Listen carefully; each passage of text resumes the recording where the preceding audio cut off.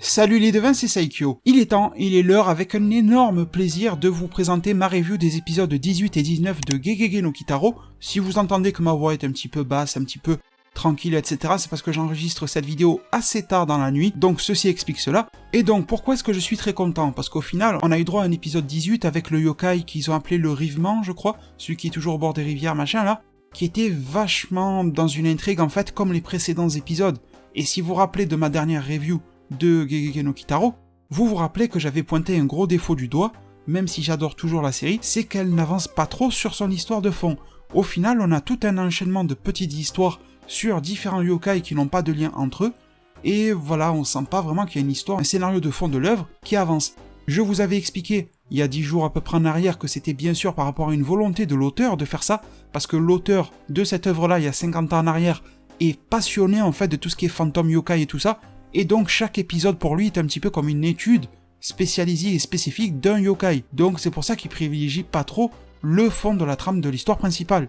Cependant les devins, et c'est là que mon cœur est empli de joie, l'épisode 18 étant passé, il était très bon, il était très cool, mais ne faisait pas progresser l'histoire, nous avons eu le quasi parfait épisode 19 qui, enfin, donne un gros coup d'accélérateur à l'histoire de Gegege no Kitaro. Parce qu'au final, on savait déjà qu'il y avait une espèce de yokai ou d'entité, voilà, qui contrôlait un petit peu tout, et qui était un petit peu la source de tous les problèmes, sauf qu'elle se faisait oublier depuis très longtemps. Alors on l'avait réaperçu dernièrement, et je vous avais dit dans ma dernière review que vu qu'on voyait de plus en plus ce gars, ça allait pas tarder à bouger, surtout que là nous en sommes bientôt au 20e épisode, et qu'il y aura environ 50 et quelques épisodes. On est plus proche de la moitié que du début de la série, il faut que les choses bougent. Et justement, c'est chose faite les devins. Parce que l'épisode 19 a largement mis en scène ce qui semble être l'ennemi principal de cette œuvre-là. On a même eu son nom, qui est le sans nom, donc ce truc-là n'aurait pas de nom spécifiquement. On va s'en parler, et bon, je me permets de revenir sur l'épisode 18, alors oui, j'étais très bref à l'instant, je pense que quand même l'épisode mérite 2 mots supplémentaires, parce qu'il y a quand même eu pas mal de choses sympas qui ont été développées. Le personnage là de Mistigri ou Mimine, ou je sais plus comment l'appeler, la Ficha, a été vachement développée dans cet épisode-là, et je trouve que c'est cool, j'aime beaucoup ce personnage-là. Elle permet de mettre en valeur le personnage de Mana. Je trouve que les personnages féminins dans cette série-là, alors sont pas au premier rang, sont pas au premier degré, mais quand même ils sont vachement représentés dans cette série-là. Je pense que vous avez remarqué les devins. Il y a très souvent cette fille-là, la Mistigri, il y a très souvent Mana qui est à l'écran, il y a très souvent la vieille, là, je sais plus comment elle l'appelle, la yokai, la reine des sables, un truc comme ça qui est très souvent à l'écran. Il y a très souvent des personnages qui sont liés à l'intrigue de l'épisode, qui sont des personnages féminins. Ça va être la propriétaire du chat qui est un yokai, etc. C'est arrivé très souvent aussi. Des yokai féminins, on en a vu vraiment beaucoup aussi. Peut-être pas autant que masculins, mais c'est pas ça qui compte, c'est le fait de voir qu'ils sont représentés de manière efficace. C'est pas le nombre et la quantité, tu vois, qui compte. Dans ma tête, j'ai une bonne représentation de la part féminine dans cet animé Gegege no Kitaro, sans qu'il y ait d'hypersexualisation ni de sexualisation tout court. Un petit peu des effets de vent sur la jupe de Mistigri, mais franchement, il n'y a rien. Il n'y a rien qui soit vraiment rabaissant pour la femme ou quoi que ce soit là-dedans. Donc je trouve qu'à ce niveau-là, c'est un très bon point à soulever. Et d'ailleurs, venant de la part d'un animé qui se permet d'émettre des critiques sur notre société, je pense que c'était une des premières choses à faire que de ne pas se rater sur la parité homme-femme, etc. Parce que sinon, comment peux-tu te permettre de donner des leçons si toi-même tu te rates, mais sur des gros trucs, tu vois, des trucs que vraiment on a le droit de te mettre un coup de marteau sur la tête. Donc à ce niveau-là, c'était cool. Le yokai de l'œuvre, j'ai bien aimé parce que c'était pas un yokai qui a été réveillé par Ratichon, je sais pas quoi. Pas de Ratichon dans l'épisode 18, il était dans le 19, mais d'une autre manière qui était cool. Et là, on est sorti vraiment de la manière dont les yokai apparaissent d'habitude. Là, c'était une intrigue avec le Mistigri, là, je sais plus comment elle s'appelle, qui plante des légumes, etc. Du relationnel avec Mana, pour qu'au final, on se rend compte que bon, d'accord, la coïncidence est grosse, mais dans ce coin-là, il y avait un yokai qui se permet d'arnaquer les gens, et Mistigri elle-même tombe dans le piège et croyait que ce yokai-là était un petit humain. Et ça donne un indice sur le fait que, mis à part Kitaro, ou le père Kitaro qui a l'œil, c'est le cas de le dire, mauvais jeu de mots, papa œil, mais Kitaro, vous savez, avec sa mèche de cheveux qui pointe en l'air dès qu'il sent une énergie spirituelle, les autres yokai ne sont pas forcément capables de repérer si un gars est un yokai ou pas. Alors bien sûr, l'apparence physique joue, mais quand il prenait la forme d'un enfant, alors qu'en fait il a la forme d'un renard ou un truc comme ça, quoi, il n'est pas détectable par d'autres yokai. C'est très intéressant de savoir ça. Donc j'ai vraiment aimé l'épisode sur cette petite intrigue qui nous a présenté là, et vraiment, à la fin de l'épisode 18, le constat que je me suis fait, je vais résumer cet épisode-là en 2 mots, dommage que l'histoire de fond n'ait encore une fois pas avancé dans l'épisode 18, mais franchement je me suis dit putain c'est de l'art, vraiment, les visuels présentés, la réalisation, l'enchaînement des scènes, le mini-scénario dédié à l'épisode, cette espèce de comptine, parce que tu vois, les yokai te sont racontés un petit peu comme une histoire que tu racontes aux enfants, comme une comptine. Tu plonges dans cette ambiance-là, et vraiment, moi, ça me rappelle les chefs-d'œuvre d'animation, des Disney, etc. J'ai vraiment l'impression d'être bercé par ces épisodes-là de semaine en semaine, c'est un pur plaisir. En parlant de plaisir, il était tout aussi fort, voire même plus, mais pour de toute autre raison, dans l'épisode 19, les devins, parce que là, alors, on est passé sur quelque chose d'autre. Je m'y attendais pas forcément pour le 19, sincèrement. Même si je m'y attendais pour bientôt, je pensais pas que le 19, juste après l'épisode 18 tout en légèreté, eh bien, parlerait de tout ça, et développerait, eh bien, tout simplement la menace principale de l'œuvre, le fameux sans nom, ce yokai qui a déjà tenté de tirer une flèche sur Kitaro, qui a touché, mais il y avait la veste, là, d'énergie spirituelle qui a tout bloqué.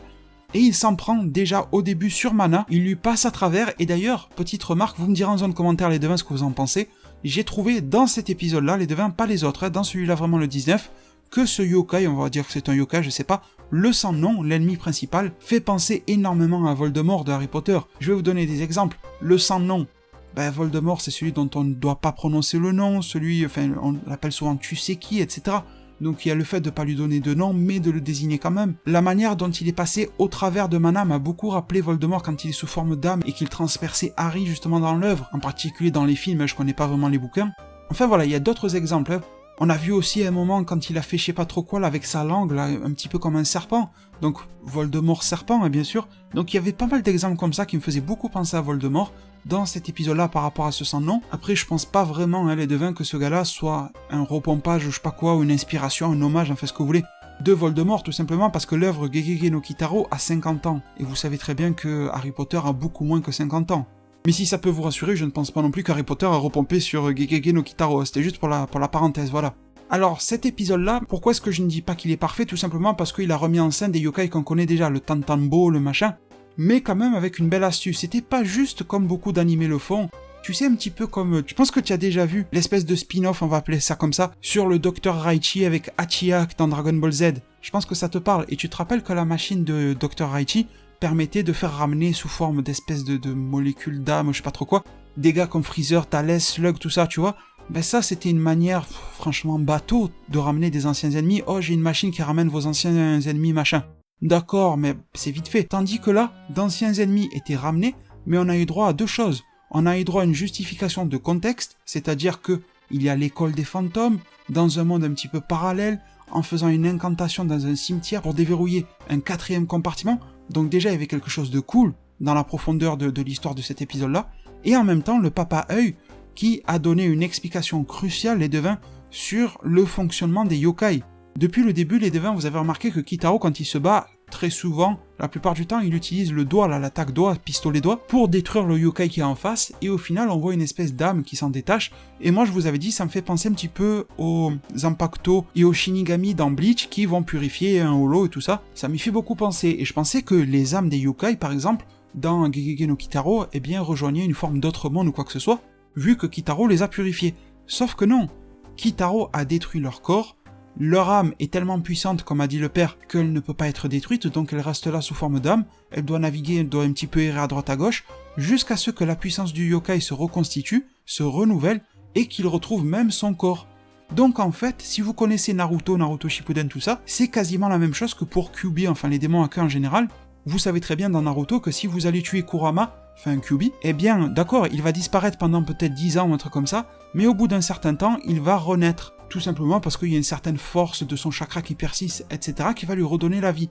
Et ben c'est un petit peu pareil avec les yokai, mais là ce n'était pas le cas, parce que on a bien vu qu'il y avait une espèce de croix rouge là sur les yokai, sur chacun le Tantanbo et tout ça, et cette marque-là est la marque du mec sans nom, et Kitaro a même dit que ce n'était pas normal que les yokai reviennent si vite, que leur corps soit si vite reconstitué, c'était beaucoup trop tôt pour reformer l'énergie spirituelle qui les forme et tout ça, donc ils ont été ramenés par le sans nom.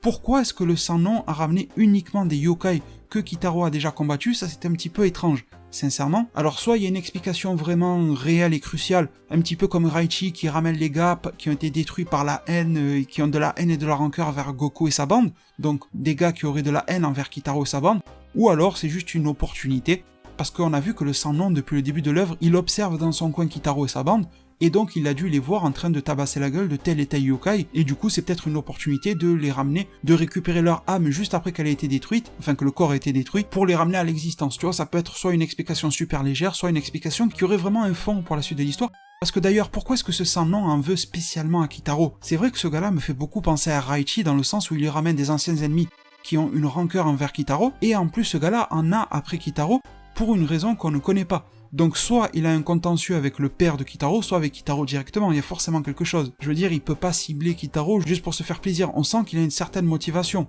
D'ailleurs, à la fin, il y a même eu une confrontation, une fois qu'on s'est débarrassé des anciens yokai. Je vous disais d'ailleurs que Ratichon était inclus dans l'épisode, mais d'une manière novatrice, parce que là, Ratichon, il était victime du truc, il s'est fait enlever un petit peu pour faire le nettoyage ou je sais pas quoi ici, c'était un petit peu une blague encore, mais c'était pas Ratichon qui, par cupidité, a ramené des yokai. On change vraiment de ce qu'on connaît déjà les devins, et ça c'est cool. Et ça c'est un très bon point encore une fois, on a encore eu de la complicité entre Mana et Mistigri. D'ailleurs en parlant de Mana, dans l'épisode 18 je crois qu'on a vu ses parents pour la première fois, vous me corrigerez si on les avait déjà vus, mais voilà. D'ailleurs sa mère me faisait un petit peu peur à Mana, enfin bref. Et bon, une fois qu'on s'est tabassé dans l'épisode 19, j'y reviens, un petit peu tous les anciens yokai, et en même temps c'était logique qu'on n'allait pas galérer contre des anciennes menaces, on a réussi à les battre une fois sans les connaître, forcément qu'on va les rebattre maintenant que l'on connaît la clé pour devenir victorieux face à eux. Le One Yudo, je sais pas quoi, voilà, ça c'était vite fait. On sent de plus en plus, grâce à ces épisodes 18 et 19, qu'il y a un truc entre Kitaro et Mistigri. Je crois qu'en français il l'appelle Mimine ou Mistigri, je sais plus, vous me pardonnerez, vous avez très bien compris de qui je parle.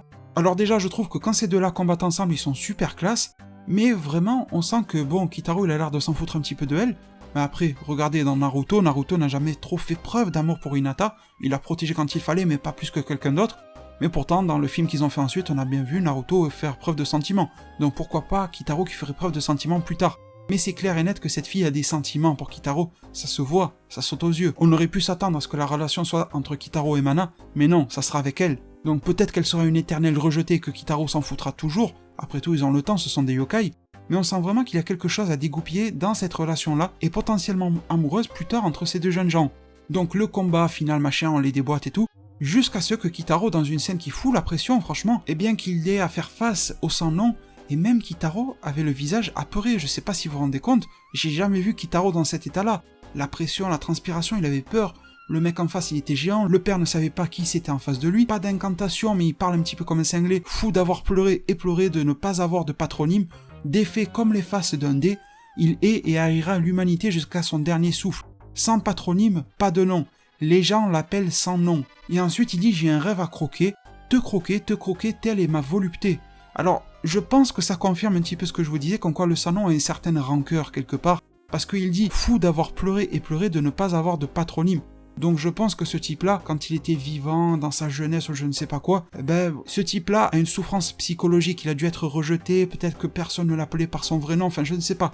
Il y a un délire comme ça, mais il y a une grosse frustration. Et très souvent, quand on parle de yokai, de fantômes et tout ça, si la personne ou l'entité a une frustration dans une forme d'existence, eh bien une fois qu'elle est passée de l'autre monde, tu vois, souvent dans ces histoires-là, c'est toujours comme ça, eh bien ces frustrations ressortent encore plus une fois yokaisées, tu vois ce que je veux dire? Ça bouillonne vraiment d'émotions, donc je pense que c'est pour ça. Ensuite il dit qu'il a été défait comme les faces d'un dé, donc défait, il a subi la défaite, donc voilà pourquoi une rancœur. Il est et haïra l'humanité jusqu'à son dernier souffle, donc là vraiment on sent cette forme de rancœur. Sans patronyme, pas de nom, du fait de ne pas avoir de nom, un nom, le sans nom, et ça c'est les gens qui lui ont donné ce nom-là, mais il l'adopte lui-même, et donc il a un rêve à croquer. Et ce truc à croquer serait Kitaro. Est-ce que Kitaro, il a une vengeance contre lui, ou est-ce que croquer Kitaro, donc s'accaparer Kitaro, redonnerait une forme humaine à ce type-là, lui redonnerait une certaine force vitale, je ne sais pas. Mais en tout cas, vraiment, il y a un objectif de ce côté-là. Alors les devins, je vais conclure ma review en vous disant quelque chose, c'est que quand même j'ai une crainte. La question que je me pose, c'est quand est-ce qu'on va reparler de tout ça en fait? Est-ce qu'on doit attendre l'épisode 40, ou est-ce que... Bon, l'épisode de la semaine prochaine, d'après la prévue, il a l'air plutôt calme, mais est-ce qu'on va s'en reparler dans 2-3 épisodes de manière assez rapide et logique? Ou est-ce qu'il va falloir attendre tous les 10 épisodes pour qu'on se parle de ce type-là? Ça serait dommage, les devins, de gâcher le moment. Je ne pense pas qu'il faut réembrayer dessus directement, mais disons que entre dans 3 et 5 épisodes, ça nous fait une moyenne d'environ 1 mois, eh bien on s'en reparle. Je pense, les devins, que ça serait correct. Du coup, dites-moi tout ce que vous pensez de tout ça en zone commentaire. Un pur plaisir pour moi ces 2 épisodes-là. Je vous remercie tous énormément, sincèrement et du fond du cœur pour tout votre soutien. Prenez tous super bien soin de votre futur, et à plus pour le prochain Zard Divinatoire.